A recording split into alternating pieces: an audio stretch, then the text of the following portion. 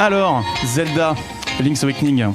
Alors moi mon nom c'est Cédric, mais Oui. après je peux parler de Zelda si tu veux, y a pas de souci. De quoi ça nous parle, mon petit Ouais, alors de quoi ça parle? Vas-y, Zelda tu Link's joues au Awakening. con, vas-y. Hein. Bon, je vais quand même brièvement faire un petit résumé du scénario pour ceux qui ne connaîtraient pas du tout. Donc on suit toujours l'histoire de Link, le petit elfe de la saga Zelda, qui est quand même lui une icône assez connue. Et lors d'un voyage en mer au bord de sa barque, il se retrouve pris dans une immense tempête. Soudain, la foudre s'abat et le héros de la princesse Zelda coule avec son navire. Il se réveille peu après dans la maison de Marine, une jeune fille qu'il a retrouvée sur la plage et qui s'est occupée de lui le temps de sa convalescence. Link découvre alors qu'il a échoué sur une île qui lui est inconnue, l'île de Cocolint, et que cette dernière est en proie au danger depuis quelque temps avec la venue d'une horde de monstres. Seul le réveil du poisson rêve, divin gardien de l'île, pourrait la sauver, mais ce dernier ne se réveillera qu'au son des 8 instruments magiques. Une nouvelle quête pleine de surprises commence alors pour l'élu de la Triforce. C'est donc un remake Switch du 4e opus de la saga qui était sorti sur Game Boy à l'époque. En 93, Tout à fait. Et il a été développé par le studio Grezzo qui s'occupe de la plupart des adaptations des Zelda sur les consoles de salon, par exemple les Ocarina of Time ou Majora's Mask. Console 3DS. portable. Oui, pardon, pas console Portable, portable.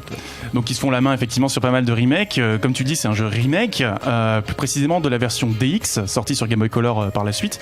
Alors après un Breath of the Wild qui venait casser les codes de la série, on se retrouve avec un jeu beaucoup plus fondamental, beaucoup plus à l'ancienne finalement.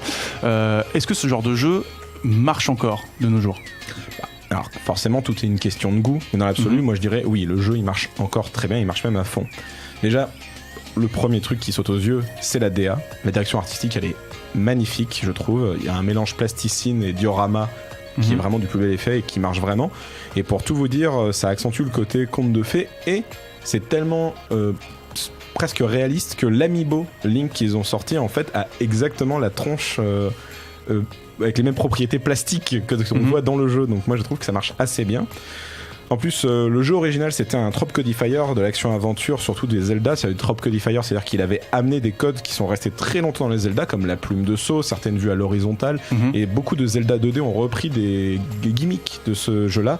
Et je trouve que ça reste toujours très plaisant malgré le fait que Breath of the Wild est passé par là et que forcément ça a ouvert une nouvelle étendue de possibilités pour cette série. En plus, comme on l'a dit, donc c'est une version, c'est la remake de la version DX. Il lui est très fidèle. Le jeu reprend le même level design et en plus il a le même choix de couleurs, ce qui n'était pas forcément facile à l'époque parce que ça affichait des couleurs, la Game Boy Color, mais pas autant que de nos jours. Après, il y a en plus une différence sur la physique qui est beaucoup moins rigide qu'à l'époque. Vous pourrez faire des sauts un peu plus ambiés, ce genre de choses. Il y a vraiment des toutes petites subtilités qui rendent le jeu bien plus agréable à jouer que forcément un jeu sorti il y a plus de 20 ans. En plus, ça reste un Zelda classique qui a bien sûr des points faibles, donc une certaine linéarité de nos jours, ça peut être rédhibitoire pour beaucoup de gens. Une faible durée de vie aussi, parce qu'on peut compter sur 10 à 15 heures, mais il a aussi beaucoup de points forts. Il a une carte très variée, il a 8 donjons, ce qui est quand même toujours assez cool, même si ça reste une base des Zelda, c'est toujours 8 donjons très différents des fois dans l'aspect pour certains. Le 6ème est pas mal, je ne spoil rien. Est-ce qu'on retrouve le donjon des couleurs qu'il y avait dans DX? Alors, toi tu fous un gros spoil, oui, il y a le donjon caché, effectivement, mais voilà, vous savez qu'il y a un donjon caché, bravo Karel. Et bon voilà, le charme est toujours là, sauf si on a vraiment une aversion pour les Zelda. Et pour soutenir, l'histoire, elle est simple, mais elle est charmante, elle a pas mal d'humour, ce qui était très rare à l'époque. Zelda, ça se voulait quand même très sérieux, et les opus consoles sont restés souvent très sérieux, à part peut-être Wind Waker. Et là, il y a une petite référence à des personnages de Nintendo, il y a un tout petit peu de romance, je n'en dis pas plus. Enfin bref, il y a vraiment un charme qui est propre à ce jeu et qui fait bon de revoir des années après. Alors on entend pas mal de retours positifs sur ce remake, en tout cas la plupart des points que tu as mentionnés. Mais pour beaucoup, le jeu... Il y a pas mal de gens qui sont déçus par ce jeu au sens où c'est que un remake. Finalement il serait peut-être très fidèle, déjà que le Zelda d'origine était très dirigiste, et qu'au final son seul attrait ce serait sa direction artistique. Alors oui, dans l'absolu, le jeu n'a aucun intérêt autre qu'être un remake, comme tu l'as dit en fait. C'est-à-dire que il permet de redécouvrir un titre qui est culte pour toute une génération de joueurs sans les contraintes de la Game Boy. Alors comme tout remake, il a forcément un petit lot de nouveautés parce qu'il n'y a vraiment aucun intérêt. Et là par exemple, beaucoup de gens ont parlé du problème de framerate, c'est-à-dire que quand on change de zone, le jeu ralentit très légèrement et passe de 60 à 30 fps. Mais ce genre de problème, tu l'avais déjà sur Game Boy à l'époque. Ça, on n'en parlait pas parce qu'on s'en rendait pas compte. Et le jeu, en fait, usait beaucoup du flickering. Ça veut dire qu'il faisait clignoter des surfaces pour justement contrer ce problème. Alors là, ce Zelda-là ne l'a pas fait. Mais ça me semblait un peu lourd que les gens crie au scandale, alors que franchement c'est quasiment inaperçu. Moi j'ai eu aucun problème en tout cas à jouer. Effectivement j'ai vu le ralentissement, mais j'ai pas eu de vrai problème à jouer au jeu en soi. Ensuite, le passage sur Switch, il enlève beaucoup d'éléments de la version Game Boy, mais c'était aussi beaucoup de contraintes. Par exemple, il y avait le changement de zone par split screen, donc la caméra se déplaçait, donc vraiment on avait un déplacement bloc par bloc.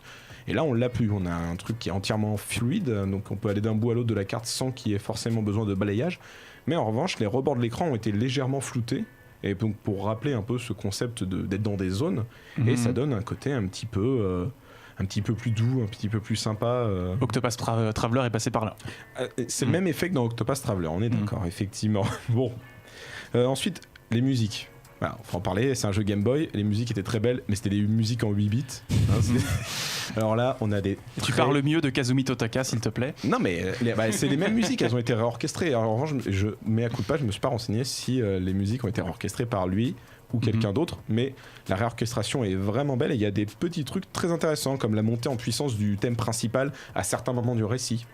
À partir du moment où vous trouvez l'épée, la musique monte d'un cran dans les instruments, dans la motion et tout ça, et les musiques plus douces avec des petits solos d'instruments, des petits solos d'harmonica, et non pas des solos d'harmonica joués par Link, vraiment des petits solos dans certaines boucles de musique. D'accord. Et surtout, les animations, elles sont vraiment élevées à un petit rang d'œuvres d'art. Elles n'ont pas un grand intérêt, mais un petit peu comme dans Wind Waker où les yeux de Link se déplaçaient pour montrer des éléments du décor. Là, vous avez par exemple les yeux des monstres qui vous voient, et donc des fois, vous pouvez même faire des petites séquences, vraiment toutes petites, d'infiltration. C'est-à-dire que vous pouvez faire un bruit, le monstre vous repère qu'il y a du bruit, il essaye de voir dans cette zone, il ne vous voit pas, il retourne à son poste. C'est rigolo 5 minutes, c'est pas incroyable, mais c'est très charmant, surtout que les personnages ont vraiment toutes des très jolies bouilles, même les monstres. On a envie qu'il y ait des amiibo de tous les personnages du jeu, quoi. Et il y a un mode création de donjon, donc ça veut dire que là vous allez voir, chaque fois que vous visitez un donjon dans le jeu va mémoriser les pièces que vous avez visitées. Quand vous allez voir un personnage, il va vous donner l'accès de reprendre ces petites pièces là pour créer vos propres donjons de la manière dont vous avez envie, en respectant la logique des donjons. Donc il faut trouver les clés, il faut trouver la grande clé, les cartes et ainsi de suite. C'est pas le truc le plus passionnant en termes de nouveautés, on n'est pas sur un Mario Maker, clairement, c'est très limité dans la construction, c'est rigolo sans plus, mais c'est très sympathique. Donc en conclusion, malgré une durée de vie très légère, donc 10 à 15 heures comme je vous l'ai dit, pour un prix effectivement un peu élevé de plus de 60 €. Un jeu Nintendo. Du Nintendo AAA, exactement, mais bon. Le peu d'ajout et une impression de déjà vu, rien n'y fait, le charme est toujours là. Véritable conte de fées qui s'anime devant nous, ce remake d'un épisode méconnu du public mais très aimé des fans n'était pas forcément le jeu le plus attendu sur la Switch cette année, mais il a le mérite de proposer une nouvelle vision sur un chef-d'œuvre de la culture vidéoludique. Et si vous trouvez que les jeux sont trop faciles de nos jours, un mode difficile devrait vous redonner les sensations de l'époque. Remonter dans le temps pour les uns et découverte pour les autres, je ne peux que conseiller l'achat de ce nouveau chapitre de La Légende de Zelda.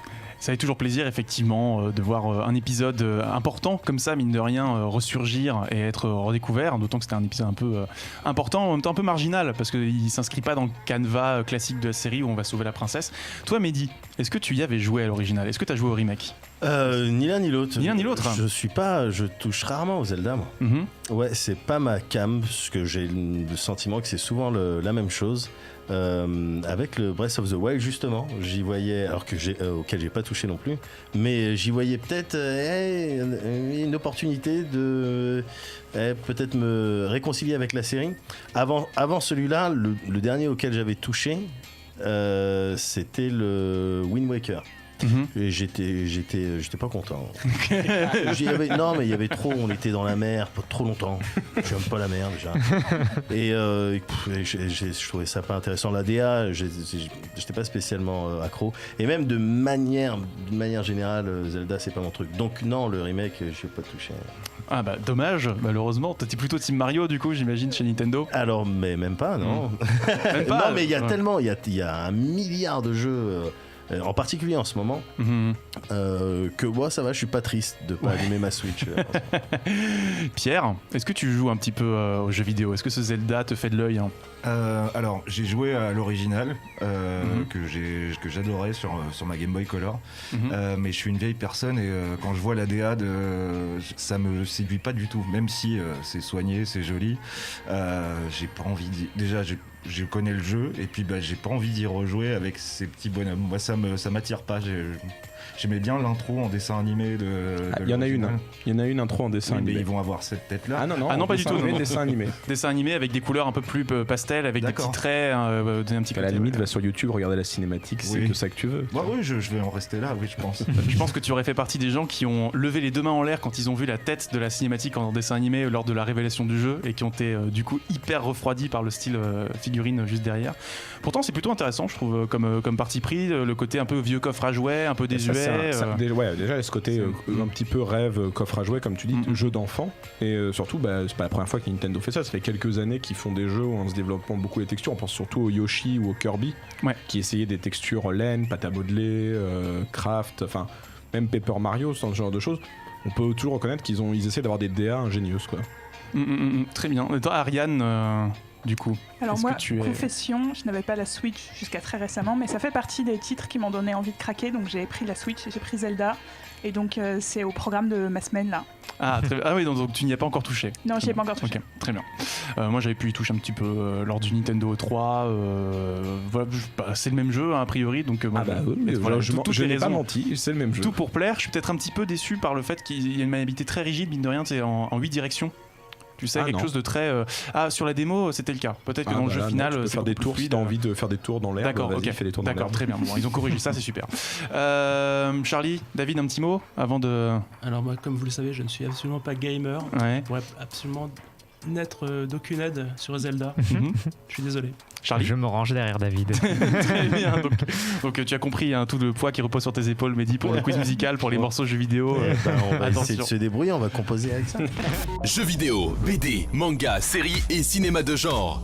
L'actu Pop & Geek, c'est dans Hyperlink, votre cocktail de bulles et de pixels, avec Karel et son équipe, tous les dimanches à 17h en direct sur VL.